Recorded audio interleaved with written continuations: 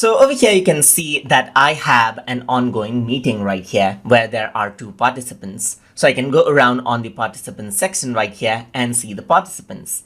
So not every time you want to communicate verbally, and sometimes you may want to type out messages. And in that case, you can open up the chat option during the meeting itself. So to do that, you need to click around on the chat button right here, just like this. And you can see that the meeting chat actually opens up. So you can go around and say something like hello right here. And then what happens is that the other person will be sent out a message and they will be able to communicate out with you through chat as well. So they can say hello back to you and so forth. And you can also see that the other person is typing right here. And you can also see the time for when they are actually going around and then they are sending out the message right here. What you can also do is you can go around and format the text messages. This is similar to how you would format text messages when you're sending normal chat messages as well, just like this.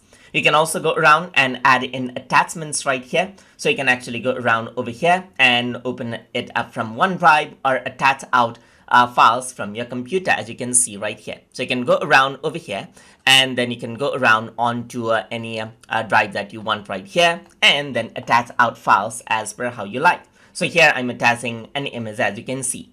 You can go around over here and add in emojis over here according to how you like right here, and even go around and add in GIFs, as you can see right here. So you can go around, search around for different GIFs and GIF animations right here and send it out to other person over here, just like this. And this is what you have. You can see that you are actually going around and sending out chat messages right here.